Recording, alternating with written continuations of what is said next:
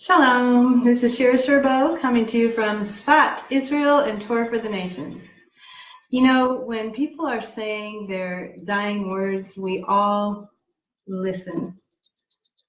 I have some funny stories. A friend of mine told me that her husband lost 50 pounds, but the way that it came about was that when his mother was on her deathbed, she called him in and she was very blunt and she said, "You're fat.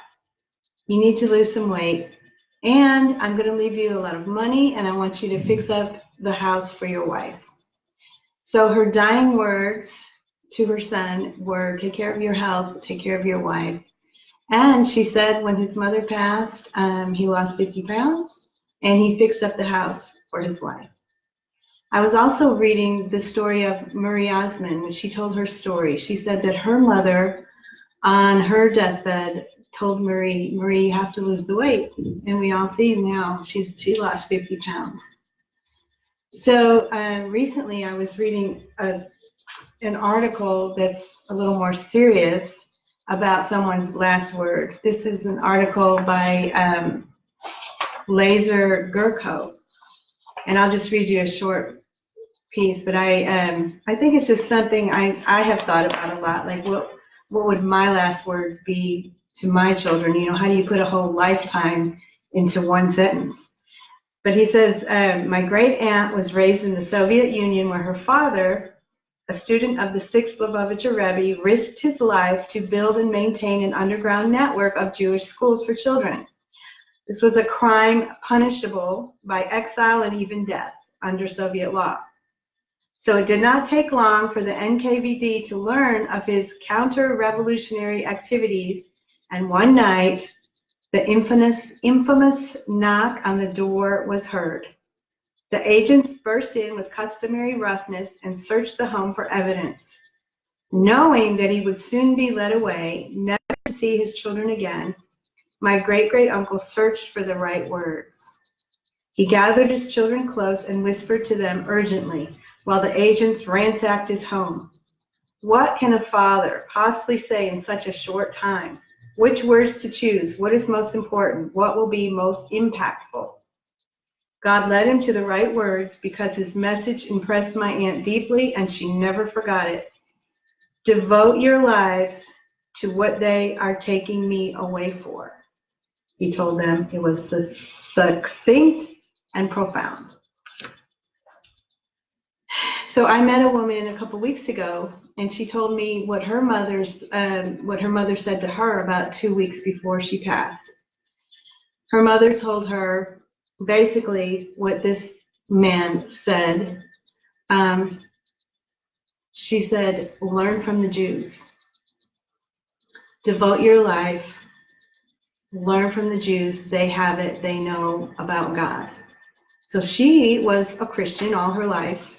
And so after her mother passed, the words just weighed heavy on her, and she felt like she had the responsibility to do some research about who the Jews were.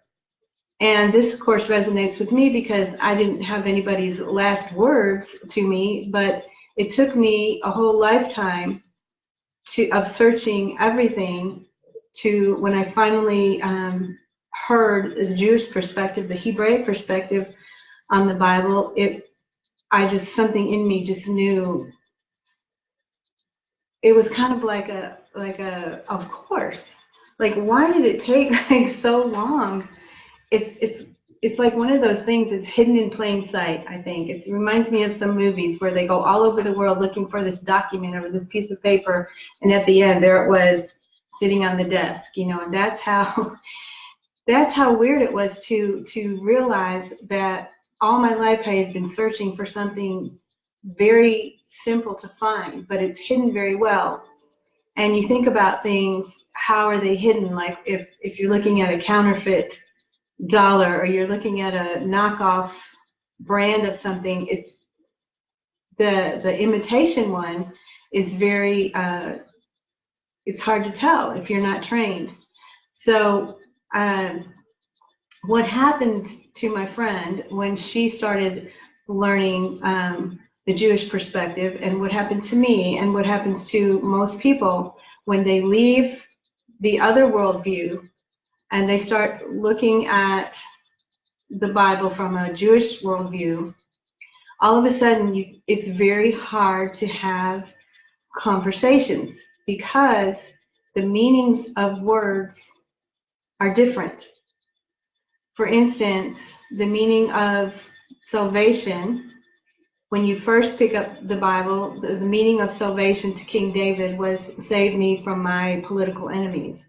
God saved Daniel from the lion's den. God saved Israel from the Egyptian bondage. So all through the Hebrew Bible, salvation has this meaning of being physically saved.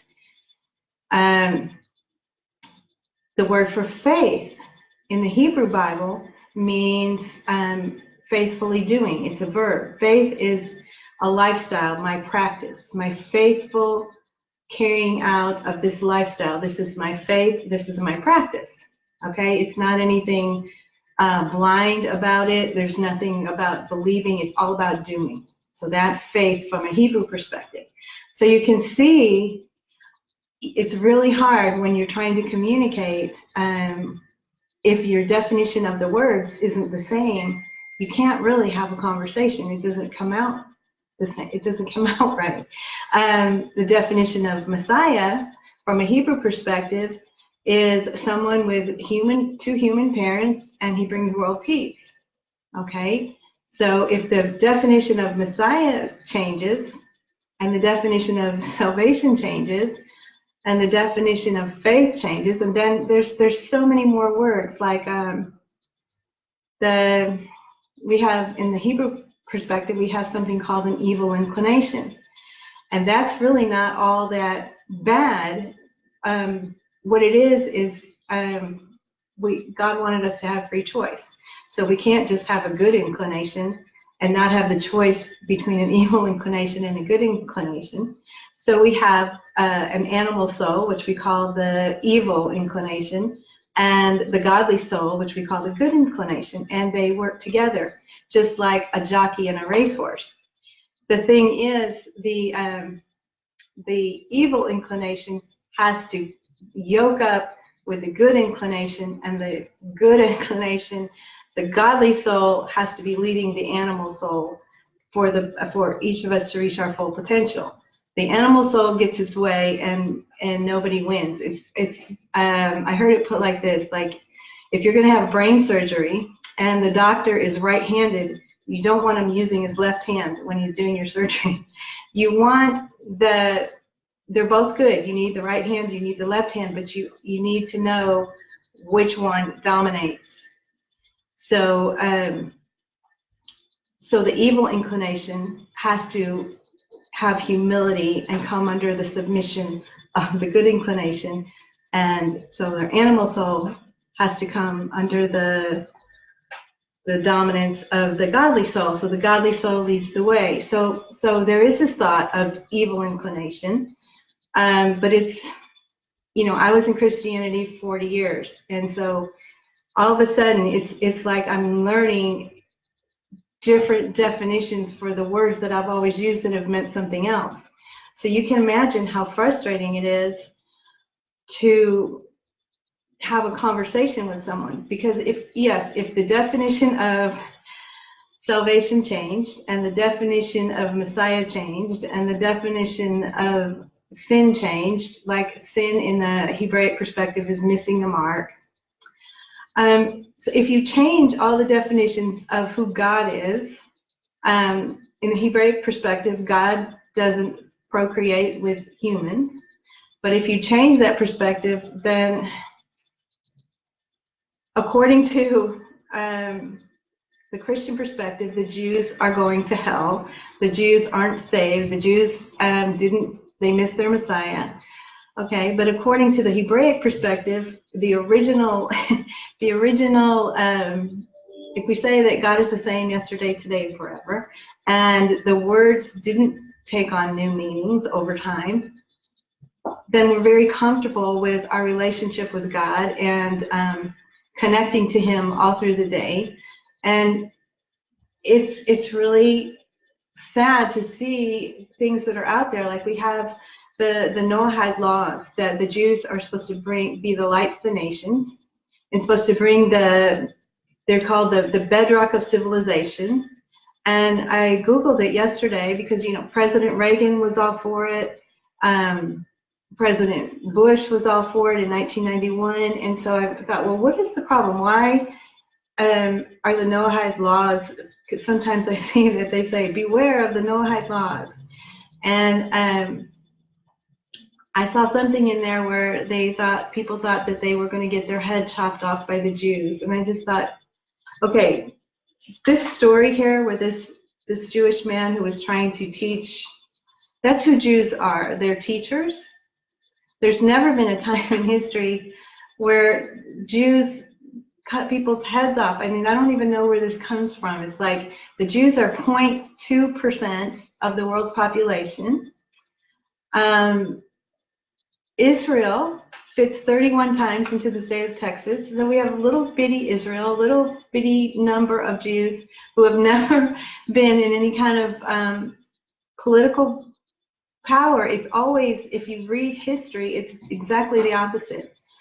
I was embarrassed as a Christian when I read about Constantine and what he did to the Jews, and I read about the Christian Crusaders and what they did, and the Christian Spanish Inquisitors, what they did to the Jews. So it's always been what the Christians have done to the Jews who refused to get baptized into Christianity. And so it's, history. This